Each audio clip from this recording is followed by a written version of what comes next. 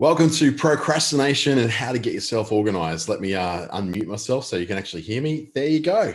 Welcome again. My name is Dante. I'll be taking you through this ASBAS Digital Solutions Program on procrastination and trying to make a better life out of not doing the procrastination thing. You can get around it. It does take a little bit of commitment. It takes a little bit of discipline, but if you're not really a disciplined person, I've got a few tricks and tips along the way that are going to help you to get there. Let's share the screen and get it underway. Just a reminder too that the chat is open. This is a live session.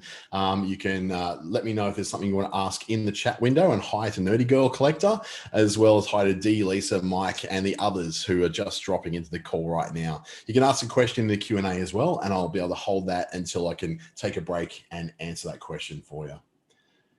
One of these days is none of these days. It's a bit of an old proverb. No one knows who said it first, but it's really clever. One of these days is not an answer because it ends up being none of these days. You'll never get that task done.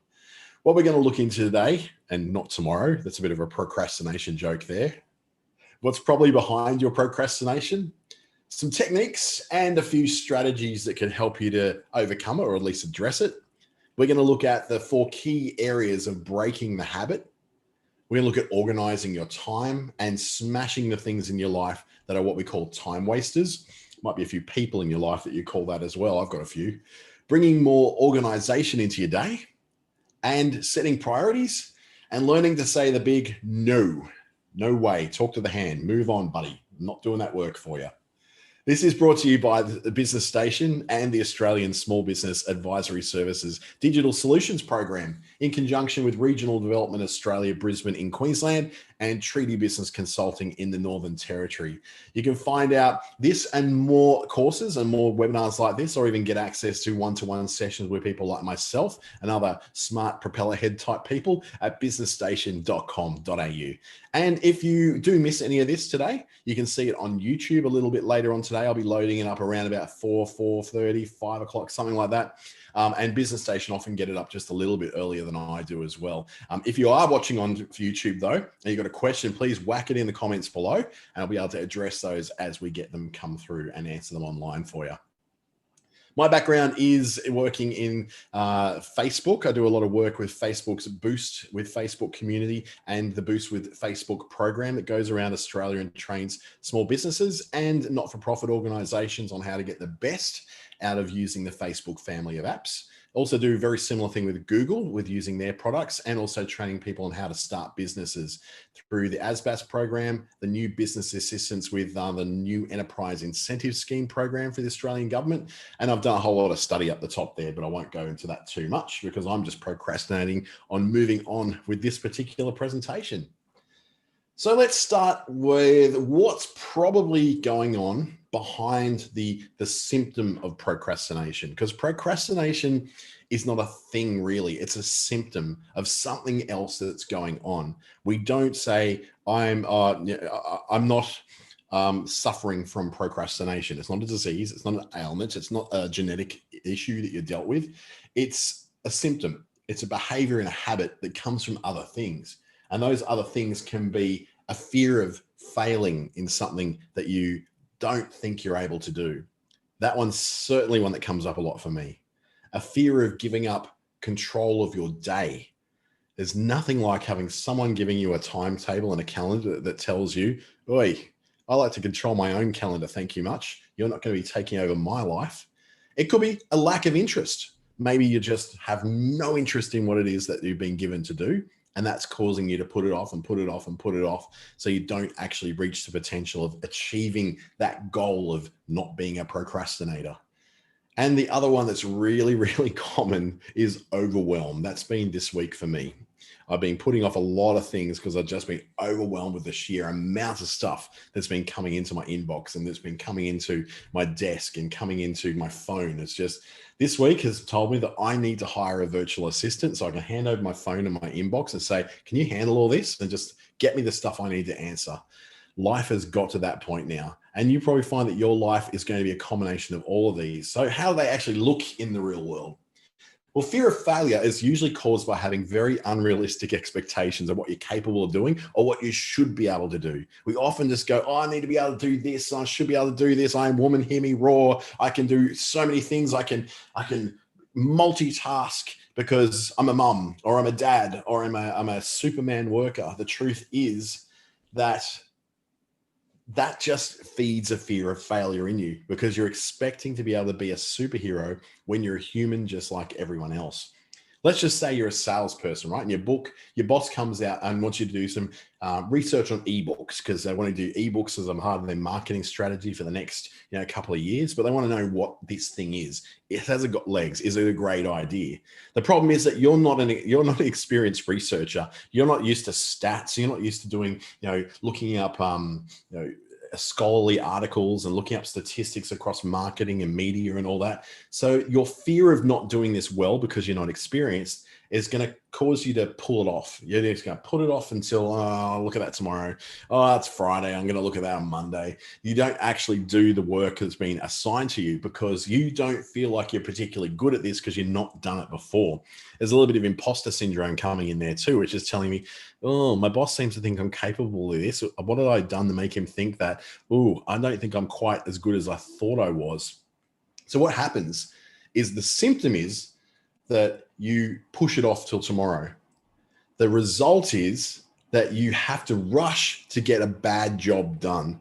So even though you still have to get it done, you've just caused yourself a whole bunch of extra pain for no reason whatsoever because it was in your head that you're inexperienced. Oh, I've got a fear of failing on this, when the reality is that you just got to sit down and do the job and it will come to you. There's a reason why your boss or your client or whoever you deal with has come to you with this particular task, is because they believe that you are completely capable of doing this. That's why they hired you. That's why they put you into their business as well.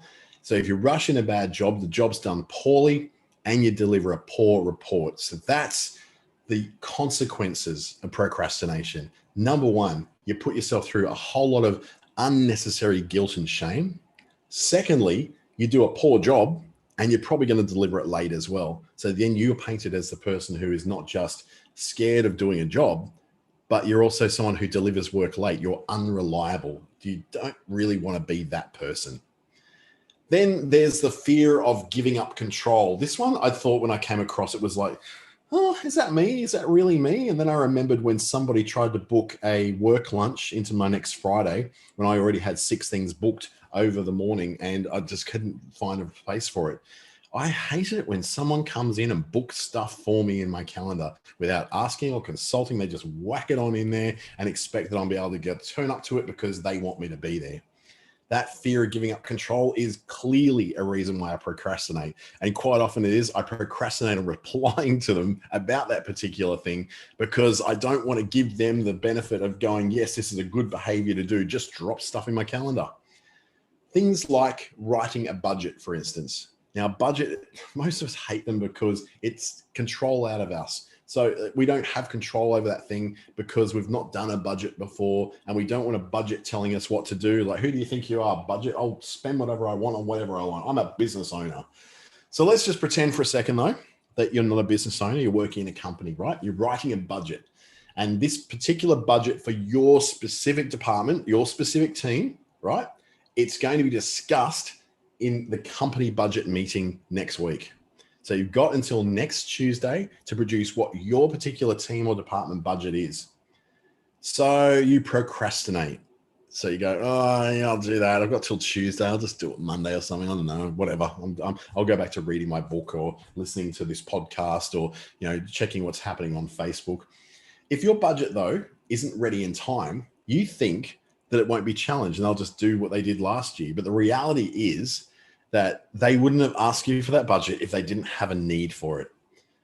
So the problem is that you're not really avoiding the idea of you having no control over your budget. You're actually delivering control to them on a silver platter because you're seen as being unreliable. If you can't be relied upon to do your own budget, they'll just say, okay, great. So you don't deserve to do your own budget. You've now lost control of your budget. The consequences of operating on that fear of giving up control and procrastinating for that are that the inevitable happens. It's like a self-fulfilling prophecy. You've given up, your fear of giving up control causes you to have control taken away from you. Isn't that ironic? A lack of interest this is a big one for me, really, really big one, because half the things that go on my business bore me to tears, such as reconciling my books. Now I've got to do a little bit of this for my bookkeeper on Friday. He's actually asked me to check on some items that are in my Xero accounts and see what they are, to go, that one doesn't match here. You've said that you put that through that account. It's not there. These money's dropped in. Where's it come from? So I've been procrastinating on this for weeks. Like, I just don't want to do it because it's just boring, and I don't want to have to look through bank statements and all that. The reality is it probably take me about 3/4 of an hour, 45 minutes to do this particular job. But I've been putting this off now for 3 weeks. He must have it done this weekend because he's got to do all my BAS stuff. So I've now put myself in a situation where I'm going to have to spend 3/4 of an hour, probably more close to an hour now, this weekend to actually do that work. So instead of Saturday of going off and going down to the wave pool and hanging out with my friends and having a couple of drinks and going out for lunch and maybe going for a drive to Litchfield National Park and enjoying it, I'm going to be sitting in my home office going over my bank accounts and my Xero account and reconciling stuff that I was asked by my bookkeeper to look at 3 weeks ago, and now it's worse than what it was then. The deadline won't be reached if I don't do it, which means there could be some tax consequences for that. I've got to do this now. I have not left myself a choice. I have to do it this weekend. So it's now inconveniencing me my life, when I could have actually taken this out at any point in my week in the last 3 weeks and just done the 45-minute job and got it out of the way and get the bookkeeper off my back. Instead, though, he's looking at me now as I'm the client who's a problem. So good on me for now being the problem client. The being overwhelmed thing is when you're a bit of a superhero. Remember, you can hear me now, Superwoman, Superman. You know exactly what I'm talking about, of being overwhelmed with, oh, I'm so busy. I've got too much work and there's too much going on, and the kids are acting up and my husband's on my back. And you have a big job, right, in your business, and there's a lot to do, and you haven't done all of this stuff before. Some of it's very new to you. So you're a little bit overwhelmed. So instead of starting to do it and just sitting down and going, all right, step one, let's get this thing started, you feel overwhelmed. And so you avoid it because you go, I can't deal with this. I'm going to go make a coffee. And all that does is make you fall further behind. Not addressing the overwhelm, not actually starting to work on some of the stuff that's in your overflowing inbox, doesn't actually make it go away. It makes you feel better for walking away from a desk for about 5 minutes when you go and make that coffee, or go and pull out the washing, or when you just go for a walk around the block. That's great. It's a fantastic way to clear your head, but it's not letting you get the work done. It's just making you fall further behind. You can see there's some real world consequences to procrastination. It's not a quirky, funny thing that we laugh at for that person in the office who's always running late for things and always running late for their submissions and always submitting their reports, at the very last minute, or cramming for their exams on the last night before they go and do them. There are real world repercussions that affect not just you, but they affect everybody around you as well. If you're working with a team, that affects you. If you're a business owner, this is particularly vital for you to get on top of, because this could wreck your business. If you're known as the unreliable deliverer of websites, then no one's going to want to buy a website from you. If you're known as the person who never gets back to people on their calls because you procrastinate on doing your callbacks, you're then the person who's not able to be reached. So don't bother trying to reach out and do something with them because they never call you back. You don't want to be that business. So it does come down to, I hate this word. It just reminds me of every dealing with my father as a 6 or 7-year-old. I have to develop some self-discipline. We all have to do it. It's just horrific. I hate having to do this, but we do have to do it. And a lot of these things I've been able to overcome myself because I've just had to make it work, because if I don't, my business will collapse. So think about, when do you work best? What are the times of the day, or even the days of the week, where you seem to be able to just motor through the work? There's a pattern in there. We're humans. We are so predictable. Behavioral patterns are like clockwork. You can say that if how there's some people who just wake up on the dot of 6 o'clock every morning, and they wake up and they spring out of bed and they're ready to go to the gym and go for a run, and they've got all the energy in the world, and they don't even have to think about it. They don't even set an alarm. They just wake up and go to it. Those kind of people know that their energy levels are fantastic at 6 a.m. in the morning. That's not most of us. You can then divide your day up into 2-hour blocks to measure what is the effective time for you to get work done, particularly the work that is hard and complex and requires focus. Are you good with that in the morning, or is that something you do in your last hour of work in the day?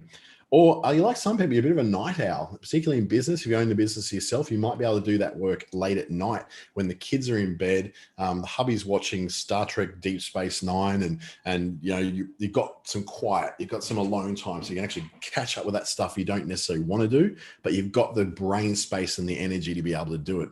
Some people are night owls. I'm definitely not one of those people. So let's look at it in, say, a real world thing. This is my life, right? I'm an early morning guy. I'm very good with 5 a.m. starts. I wake up just before 5, usually about 4:45. Crazy, I know, right?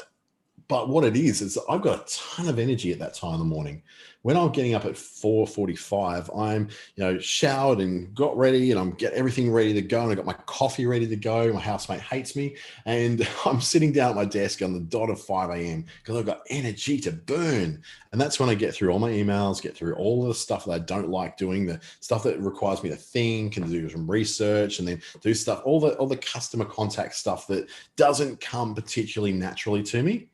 That's the stuff I'm going to spend time at 5 a.m. doing. So between 5 and 7, I've got so much energy and I get through tons of work. Between 7 and 9 is when I start to swing myself around to projects and the projects I'm meant to be working on. And the things that I'm really stuck on, I can't seem to get through easily. I do that between 7 and 9 because that's a great time for me with lots of energy. I'm focused, I'm still going hard, and I haven't yet had my morning tea break. Right? So that's coming at 9 a.m. So I'm very motivated to get everything in before I get everything done at 9 a.m. Because at 9 a.m., the energy starts to fade a little bit. This is when the phone calls start coming in. This is when I need to be more reactive to things that are happening. So 5 a.m. to 9 a.m., I'm doing all the proactive work that I want to do because that's what's requiring a lot of energy from me and a lot of thought and a lot of focus. But by 9 a.m., the phone calls start, the emails start, the reactive stuff like screaming for my attention starts. So what I've done is I've usually allocated that 9 a.m. to 1 p.m. as the time when I'm doing all that stuff in reaction to things coming in. That way I'm able to make sure that people are getting answered and the people are getting addressed and they're getting their questions attended to without me having to be worried about not being focused on the job at hand. Because that's then leading me up to lunch at about 1-ish.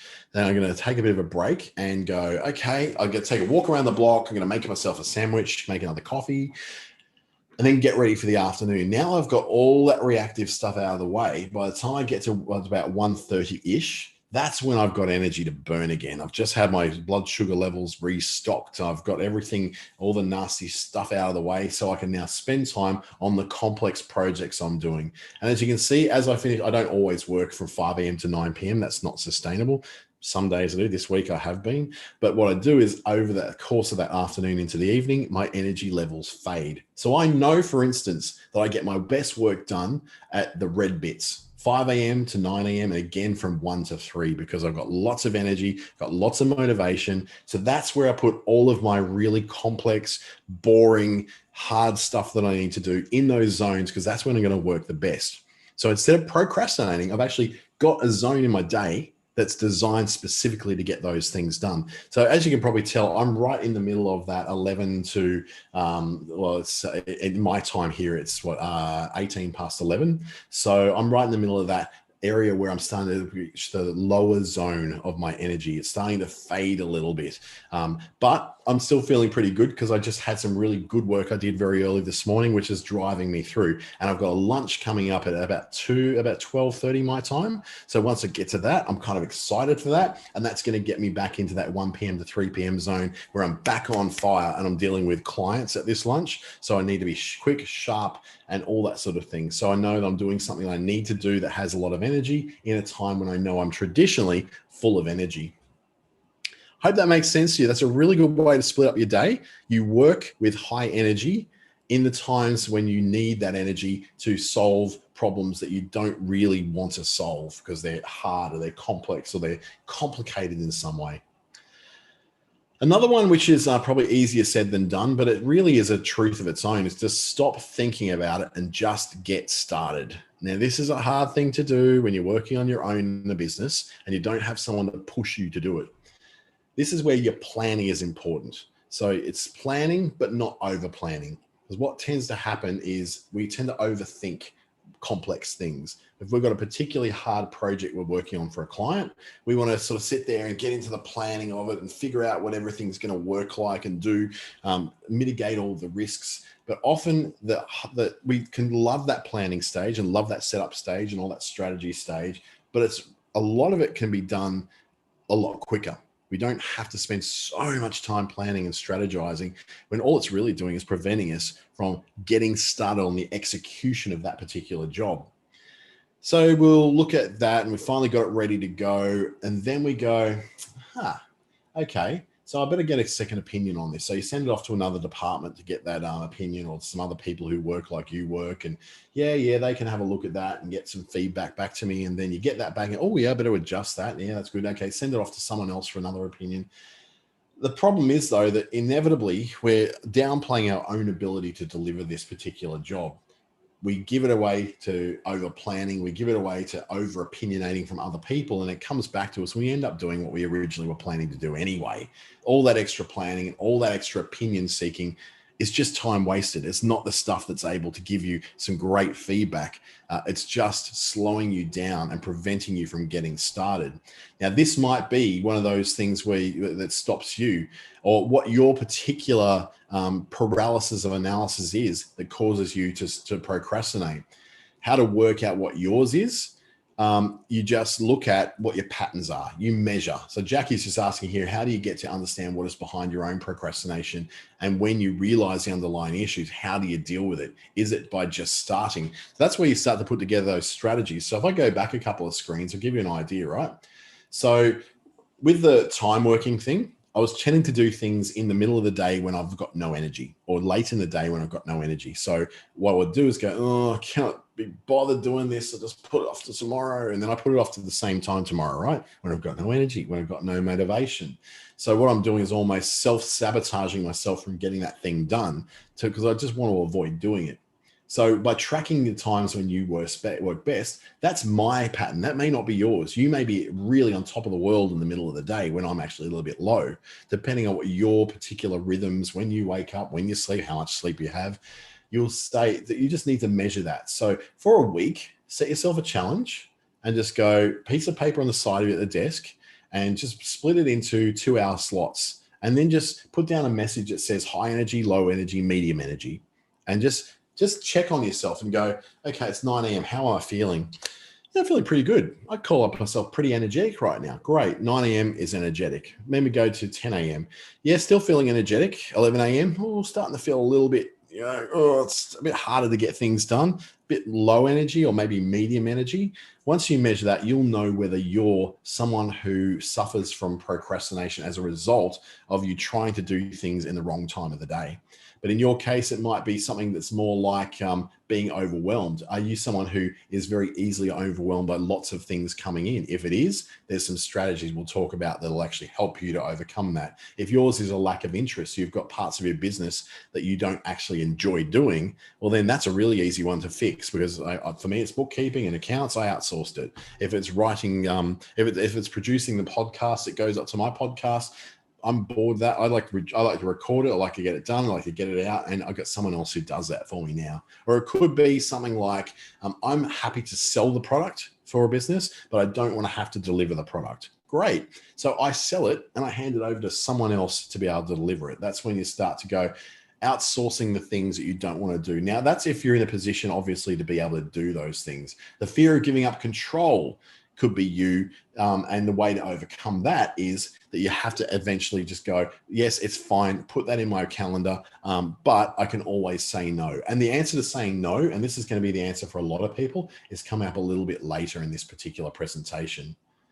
So the stop thinking and get started part is where you're trying to develop a little bit of discipline to get past that natural tendency you've got to overanalyze and to overthink. So if you're an overthinker, an overplanner, and you don't trust your own opinion, and you're getting lots of other opinions from lots of other people before you take a first step in something, then this one could be you. It's just to get started in this case. You just have to get started.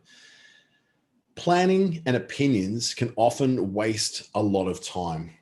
And this is, say, for instance, something which your original plan was to deliver something in week 1, but you do an original plan and you rework it and think it again. Then you send it off to Sunil in week 3, and Sunil gives his opinion back to you, which makes you rework it in week 4. And then week 5, you get Carmen's opinion on it. And then by week 6, you get Carmen's stuff back, and then you're reworking it again. And by finally in week 7, you're in a position to execute the original plan just 1 week before the client said they needed this done by.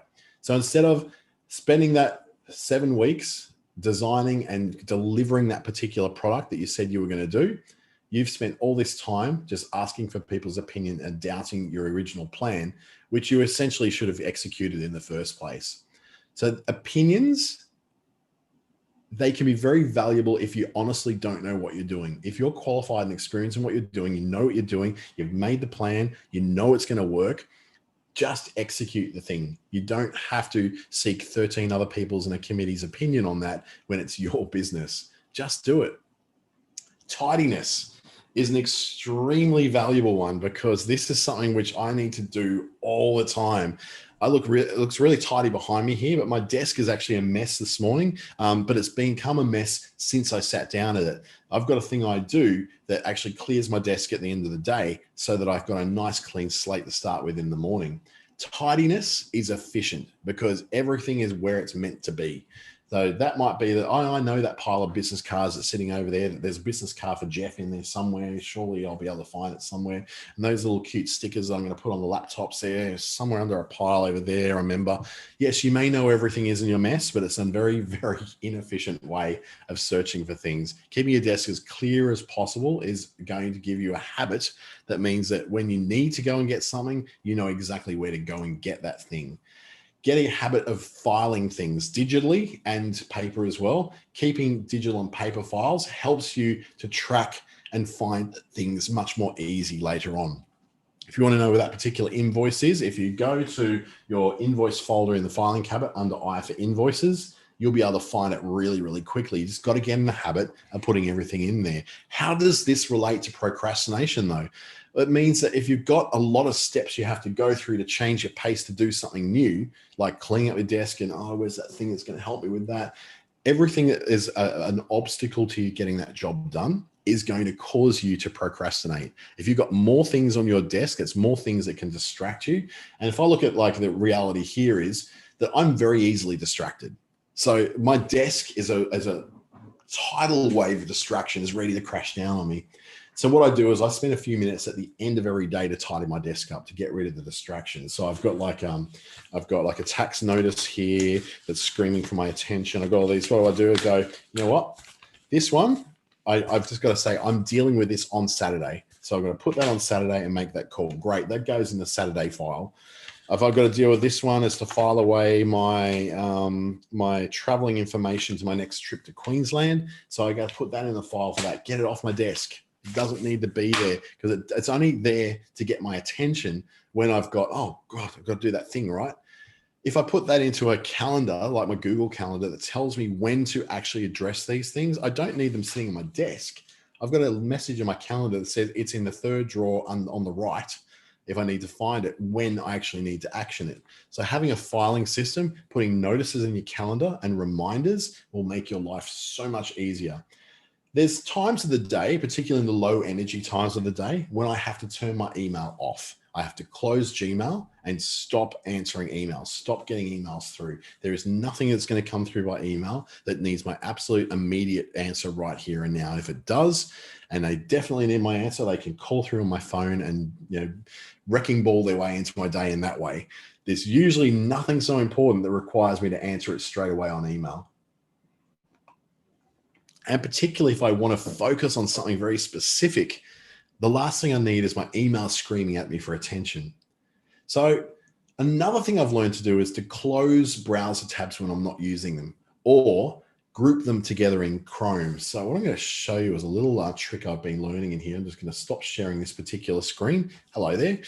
Bring up my Chrome screen that's actually got this on it, and it'll show you where I've done this little organizing of tabs. All right, so I'm going to bring up and share this screen now, and you'll see my calendar. So you'll see my multicolored calendar with lots of stuff in it. Yours may look similar or not. What I've done here is I've grouped together the tabs in Chrome to be, this is my emails. So when I turn off my email, I've still got it open. It's still there. I can still get into each of those email addresses, but I've got them tabbed together in a group so that when I'm not working on email, I forget about it. It's there, but I'm not seeing notifications pop up trying to get my attention. If I'm looking at my ASBAS stuff, I'm looking at, my client accounts, my logging into the system. I need to log in the calendar that's for that. I'm not using that right now. That's tabbed away in a group, and I'll address that when I've got time. I'm working on something for a particular client in Litchfield National Park. So I've got some stuff open for them, but I'm not working on them right now. I'm going to work on them later. And then this is a webinar topic that I'm working on, a little bit of research I'm doing on publishing audiobooks in very, very late February. So I'm not working on that right now, but I need it saved. So I've got it in a little group. What you do is, if I say, like, to start up a new table here. So Eventbrite is something I work in all the time as part of the ASBAS program. Now, I'm not working on this right now, but I do have to go back to it very often. So what I will do is let's bring it to the managing the events that we're running. And I'm now going to put that in a group. If I right click on the tab and I add that tab to a group, it's going into ASBAS, which is where I want it to go. Now that's opening up all the things of ASBAS. I'm not working on ASBAS at the moment. I'm doing a webinar, so that gets closed. So it's still there. I can still access it, but it's taken all that stuff away and out of the way. So I'm not distracted by it. So I'm just working on my calendar, or I'm working on this particular presentation, and I'm talking to you at this particular time as well. So I'll get rid of that and bring back our presentation. That is a really good way to help me to not be distracted, because procrastination is so much that you can do. So I answered to Jackie on this one. It's not just in the calendar. That's everything. Any tab in Chrome, you can create a group of. So any single thing you want to do on there, you create a group, you name that group. So you right tab. So if you've got something open right now in Chrome, just right click on the tab and it'll have add to group.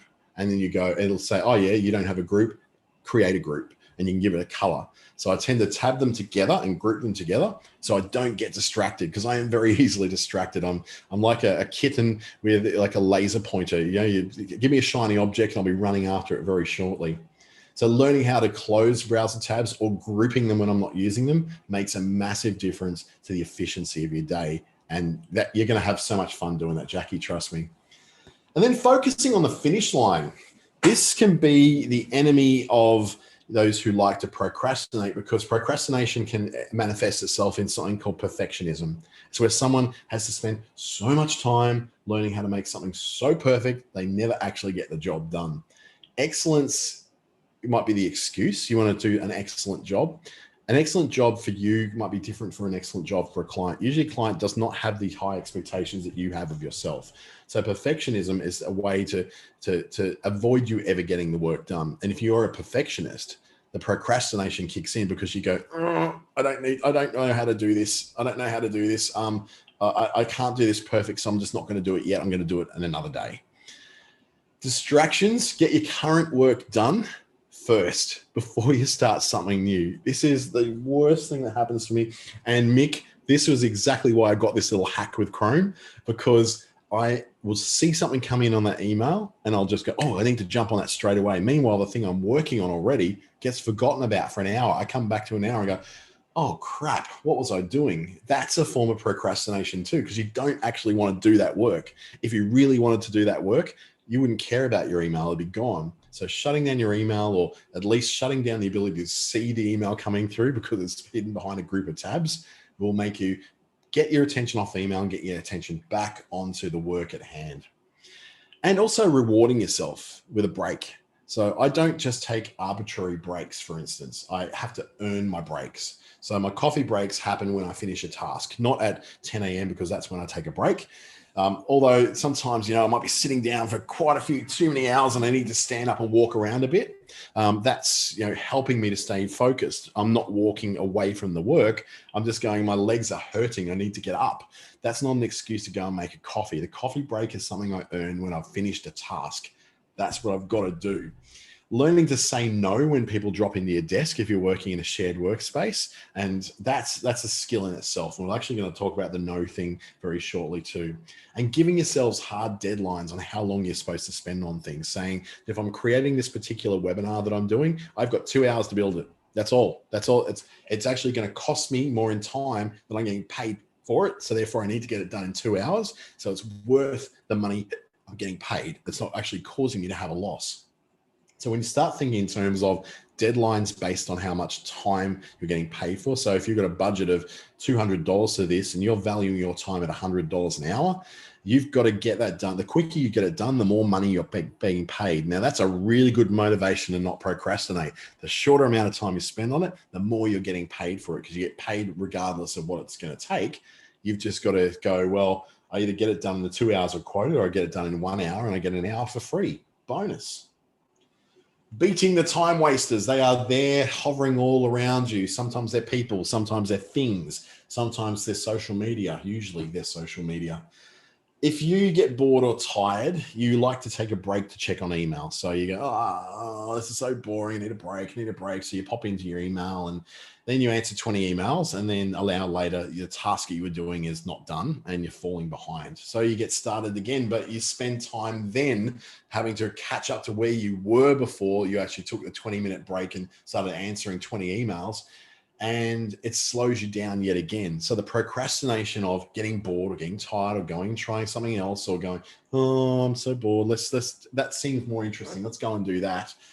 Doesn't just cost you the time that you've gone off into the ether and been distracted for. Say if you go and get distracted for an hour on YouTube, you're not just losing an hour. You're losing an hour plus probably the next 20 minutes of trying to get yourself back into the mindset of where you were on that project you were working on.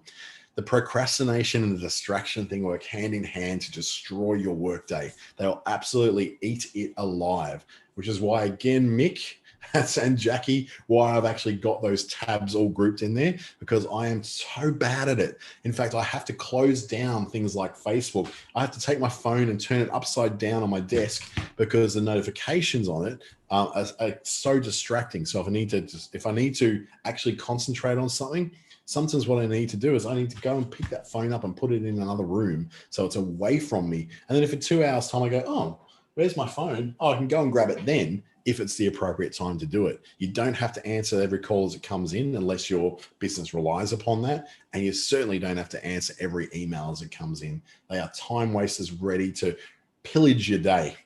So to beat those time wasters, things like checking email is my big one. Checking social media is another big one. I feel a bit tired. Oh, let's pop into Facebook and see what someone's saying.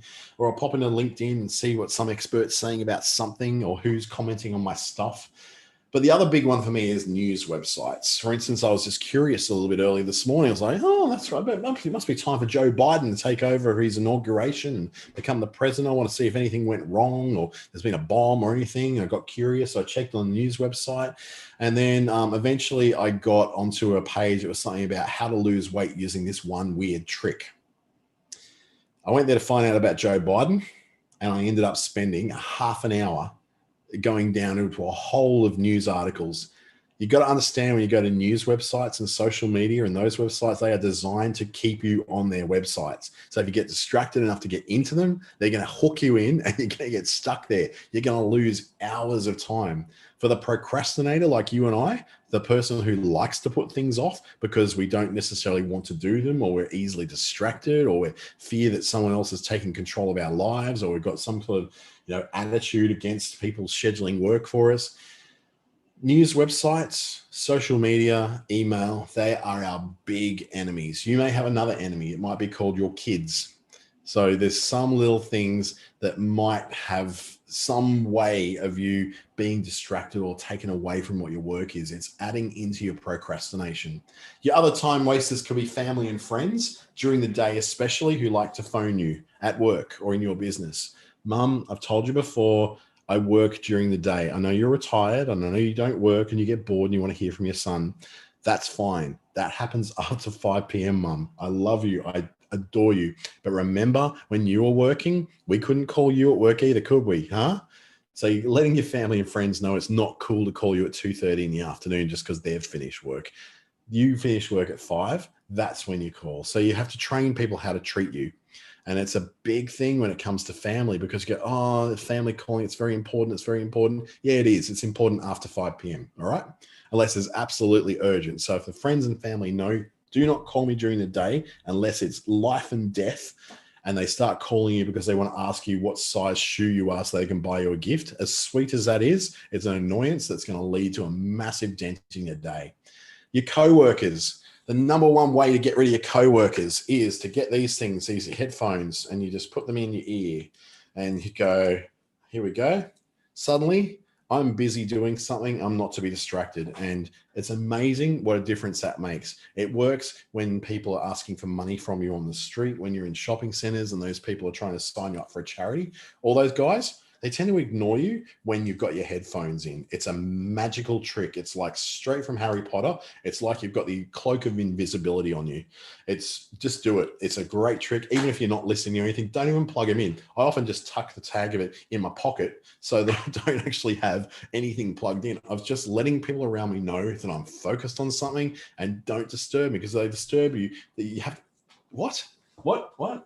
And they know that they're annoying you, and no one actually necessarily wants to do it. Keep your headphones close. It's a great way of getting other people away from you, keep you on task so that you don't get easily distracted and then procrastinate even further. Personal reading material on here. Now, I used to have a magazine in here I like picking. I can't even find it anymore, which is a really good piece of news, because I did what I said I was going to do, which is remove the Harvard Business Review magazine from my desk. Because what I would do, I get people to pick up the magazine and start flicking through. Oh, I haven't read this bit yet. Oh, that's very interesting. Oh, Elon Musk is doing some crazy new thing. I get really excited about the fact that I read a magazine because it's a business magazine, and therefore it's very important, and I need to know what's going on in business. Trouble is, it's not my business I'm reading about, someone else's business. Meanwhile, no one's working on my business. So the procrastination setters and time wasters like that, get rid of books, get rid of magazines, get rid of catalogs off your desk. They belong on the kitchen bench or somewhere else, or in the bin usually if it's a catalog. And these unnecessary meetings, they are the killer too. To keep your meetings to a point and important and worthwhile, make sure they're on time. If you are in the meeting and one other person's there and there's 5 other people yet to be arriving and they're not there and it's right on time for the meeting, start the meeting without them. Just start it. Get it going. Don't wait for them. Just start. You've got time. Don't give it up easily. Go in with an agenda. So it's like, oh, we're having a meeting. So what are we looking to achieve? What are we getting out of this? No, straight up front. It's not just we're just having a catch up. There's no such thing as having a catch up. That's called grabbing a coffee. That's called grabbing lunch. If it's just a catch up, it's not a meeting that's necessary. So start to put those out, because meetings are a great way to procrastinate, because you've got a great excuse. Oh, I couldn't get that done because I've been in meetings all day. Oh, I couldn't get that done because my boss keeps calling in for meetings. Always have a meeting based upon an important factor, not just because this is when you have a meeting. So it's got to be on time, it's got to be with an agenda, and you've got to have an action plan at the end. Otherwise, it's not a meeting, it's a conversation. And let's face it, not all of us want to have lots of conversations in the workplace. Now we want to keep your priorities in focus, the things that are important. You have a priority, it has a deadline, it's important. Then another priority drops in, it's also important. What are you doing? Now you're behind on both because you've been overwhelmed. You don't know what to do, so it's easier to go, oh, I've got too many things coming at me. I'm just going to take a break and have a coffee and go and have a chat by the water cooler. Maybe find out what Jan's been doing with the kids, whether Jodie's gone to college yet. You find reasons to avoid it. You'll procrastinate because there's lots of priorities coming in. Nothing's getting done, and you've got a great excuse why nothing's getting done. What you need to do to avoid those distractions coming through is clearly define what you want to get out of your day. So you go in and set yourself a goal, because goals keep you focused. You say, I need to finish this report by the end of the day. Then you stay focused on that, going, well, yeah, sure, I can take this 5 minutes out for this meeting, but the problem is I've still got to finish this report at the end of the day. You've got to make them measurable. So if you make your goals measurable, such as I need to finish it by the end of the day, it has to be done. Or if I need to write these 300 words by the end of the day for this particular blog entry or my new podcast episode, then you have 300 words that need to be written by the end of the day. These kind of things are very specific. They're very measurable. They keep you focused on a goal to get in the day. And every day you should be setting new ones. You've got your big picture goals, your big business plan, your visions, your missions, your elevator pitches, all that sort of stuff as a business. But procrastination is going to be something that affects every single day. Those things are long-term plans. So you need a goal for every day. You do that in a calendar. You do that by setting out your day. Now, you saw my calendar. Everything is in that calendar that I have to do today. Nothing that I get to do today is not in that calendar. And if it drops in, I have to set what's called reactive time. I give myself 2 hours every day of what's called reactive time. That's when the emails come in. That's when the phone calls can come in. I answer them all. My reactive time is from 4 p.m. to 6 p.m. this afternoon. That's when I'm going to answer the phone, respond to the phone calls with text messages and book in times. I don't want to be taking immediate phone calls because it doesn't actually achieve anything. It just wrecks my day. And it's nothing that comes through that's that important that I can't answer it by booking a call. So what I usually do is I get back to them at 5 p.m. and I go, please book in a time at this calendar link and we'll be able to discuss it. They go off the calendar link, they select the time that's available on my calendar that suits them, none of this backwards and forwards, and they haven't interrupted my day and caused me to have a big problem. This was a big problem for me, which is why I have to be like such a fascist regime about it now. I have to be super, super dictatorial about it because I know what it can do to wreck my time and wreck my day and week. It may sound like I'm being bratty about it and saying, well, everyone else has to fall in line with my work, but that's because I know how bad I can get. They're not going to get good work done unless I kind of shoehorn everybody into my process. Now, some people will refuse to do that. No, I want a phone call. Get good, book the phone call. That's how you attract. If they don't want to deal with me the way I want to be dealt with, I have to kind of say, well, you might have to find work someone else. You might have to work with someone else. And I'm happy to let that go. If that client's going to be super demanding, then they're going to be a cause of procrastination for me in the future. Because every time their work comes up, I'm going to put it off and put it off and put it off because I know that they're, pardon my French, they're arseholes to work with. So you split your day between the low, medium, and high priority things to do, and then actually deal with them in order of that priority. Put your high priority stuff into those high energy parts of the day. Put your low priority stuff into the low energy parts of the day. It's really simple. Even in your calendar, you can actually color code different areas. And you can say, okay, from this particular area I know is traditionally my high energy part of the day, color code that part of the day to be red for high energy, and then schedule those things in for their high energy time. And if you go, ooh, that person wants that meeting in a low energy time, I'm going to ask them to reschedule that into a high energy time. So you've got a way of making sure that you run your day and your day doesn't run you. That's the very important thing. That's what coming into being a planner makes you do. When you set a plan and update it, you see what works and what doesn't work, but you're always updating the plan. It's called Agile management. And you're managing your calendar in an agile way. Just because the plan says I must do all these things in this order today doesn't mean there's room to sort of fudge things around a little bit. But start early in the day to do that. Set your priorities for the day really early. I know exactly where I need to be and when today. I know exactly how long it's going to take me to jump on a Neuron scooter and go to the other end of town to go to this particular lunch. So I'm going to be in exactly 45 minutes. So I know that I've got plenty of time to do that, change my shirt, spray some deodorant on and go for it. But then at the end of your day, you start on tomorrow's plan. So while the ideas are still fresh, even if you're at a low energy level, the last thing you do of the day is I tidy my desk and then I get tomorrow's plan into the calendar. I just confirm what everything's doing and I go, yep, I'm set. I know what's happening tomorrow. So I'm not going to wake up tomorrow morning and go, oh my God, this day is going to be a mess. It gives me a chance late in the day to go, that day is a mess. I need to clear one thing out of there because it's too full. That allows me to get ahead of it rather than letting my day doesn't run me. I run my day. Even though my calendar is running me, it's me determining what goes in there in what order. It takes some organization. I'm not going to lie to you. That might be something that comes a bit hard to you, but it does make a massive difference when you can make it work. So how I carry out my particular plan is my calendar is my guide. My calendar is my boss. If it's not in the calendar, it doesn't exist. I then use a system called Trello. If you've ever seen it or used it, it's like a to-do, doing, and done list where you can put all the tasks you need to do in one column. And then when you pick up that one task, you put it into this next column when you're working on it. So you've only ever got one or two things you're working on at one time, and you've got to get those things done before you can kick them off to the next column, which is the done column. So when you're doing that, you're actually keeping track of everything, and you can actually see the big list of stuff that's coming up from the beginning that needs to work over into the other columns. I keep mine very, very simple: to do, doing, done. And that helps me to manage those more complex projects that are going on. The first thing I do in the morning is I check my calendar. And the last thing I do at the evening is I fill up my calendar.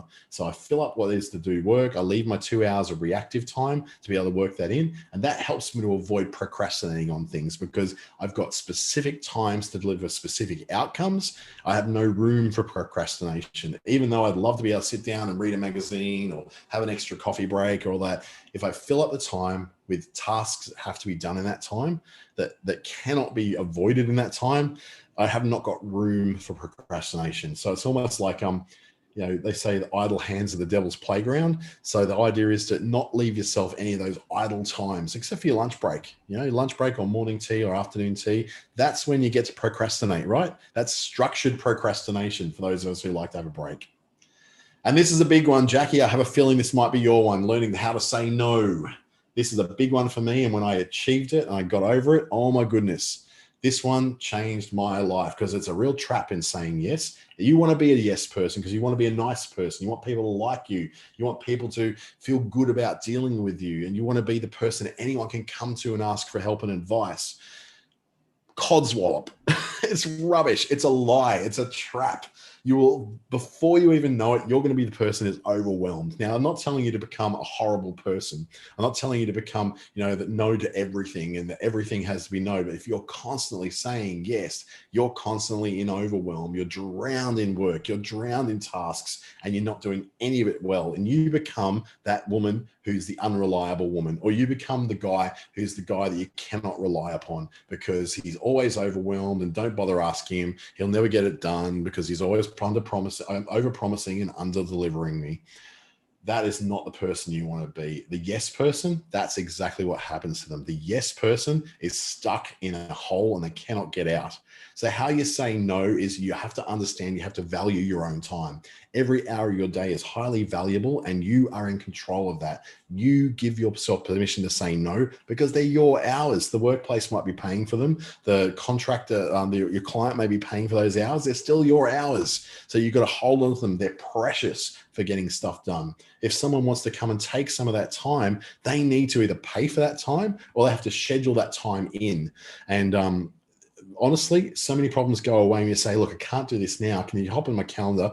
You hop on my Calendly thing. I'll send you the link. And can you please just book that in? That will get rid of so many problems. You're not making yourself a no person. You're making yourself a no and person. So no, and you can go and book it all in there. I've still given you a way to do it. It's just not going to be right now.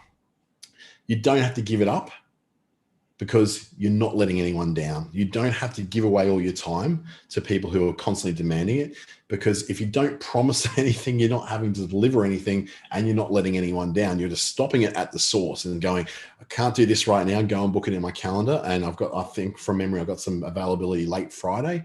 Then they'll just go away. They'll figure, oh no, I could probably figure this out for myself. And everything goes on as normal. Procrastination is something that comes from you wanting to be a yes person. By being a yes person, you've got excuses. When you've got excuses, you've got reasons and stories you can tell as to why you didn't do that thing. The biggest lie is that that's not going to cut it. You're still not going to be able to get away with not doing the work just because you're busy. You're busy because you're not managing your time, or you're allowing people to overwhelm you with their work. Remind yourself why you have to turn down requests. This stops you from being an absolute nung. You're not going to be someone who's just awful to everybody. You're not going to be just a no person. Just remind yourself why. When you do make that and you say to someone, look, I can't do this now. Just go and check my calendar. Might be something tomorrow. You're not being nasty. You're not being horrible. What you're being is someone who's trying to take control of your life and your work. You're trying to get your work done. Be logical in your answers, not emotional. So when you answer to someone, look, I can't do this now. Just try and get into my calendar and book in a time for tomorrow. Highly factual, highly logical, no emotion. You're not going, oh, look, I don't have time for this right now. Look, I'm stressed. I'm worried. Just go and book it in a calendar. You're not doing that. Keep it calm, be logical, Give good reasons don't need a whole lot of stories around them. You don't have to create a story around saying no. We often feel like when we say no, we need to make some kind of story around it. I was like, I was late this morning to work because, the kids were mucking up. There was traffic on the freeway. I had to drop in to get a coffee and I ended up dropping the coffee. And then we create this whole story when the whole point is, sorry, I was late. That's it. Let your yes be yes and your no be no. This will change your life. It will absolutely change your life when you stop having to explain everything away.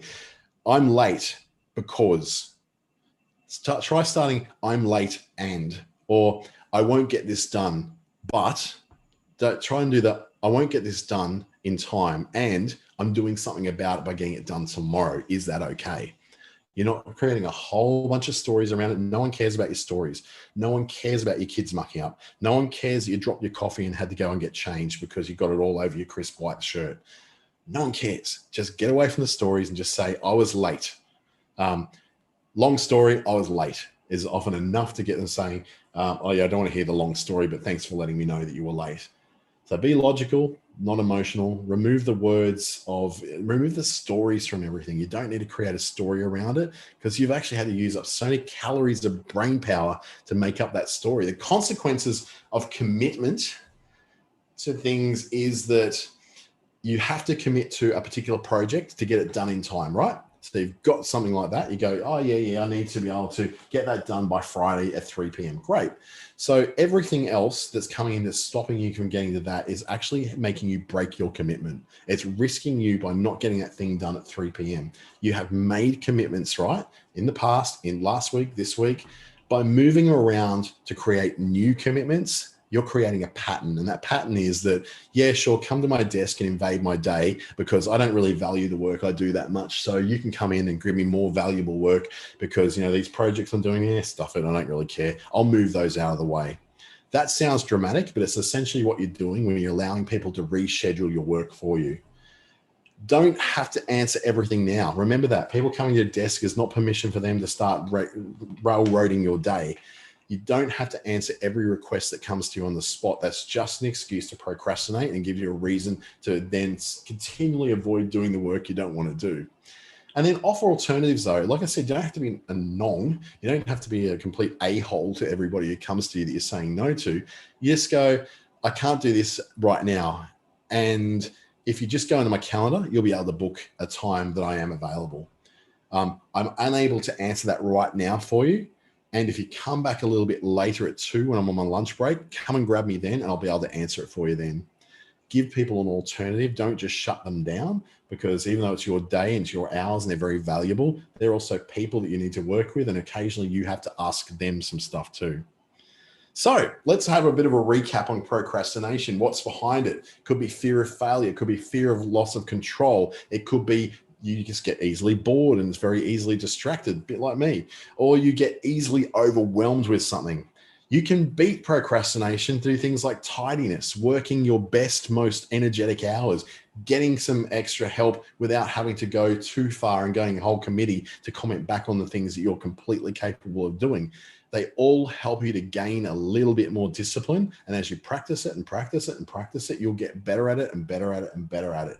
It's all about breaking the habit, organizing your time into your day, eliminating the things that waste your time, clear your desk, set priorities for your day, become a planner. It's a very important thing. If you're not using Google Calendar or your Outlook calendar to plan everything in your day, you are letting your day run you. So make sure you set the terms of how your day runs and learn to say no, not as a nasty person, but as someone who's got logical reasons without having to enter into a grandiose story every time you do it. Because remember, no one cares about your story. They just care about getting the job done. So thank you so much. It's about time for you to get back to work and for me to go and get my lunch. I've got enough time to get changed and have a shower in a can and head off to my little lunch networking meeting. You can book more webinars like this one at businessstation.com.au. My email, if you want to reach out, is on the screen. So type that one down and you can follow me on LinkedIn, Facebook, and YouTube, where I'm loading this one up in the next probably about 3 hours now. Be about 2 hours at this lunch, one of those long boozy lunch kind of scenarios that I've planned for. Nobody has taken this up. I'm not procrastinating anything to go to this. It's an important part of my month every month. Just clarifying that, telling a story. You can reach out to me and I'd love to chat to you on any of those mediums. For now though, get the heck back to work and stop procrastinating, because there's work to be done and you can control your day. Have a great week and a great weekend coming up as well.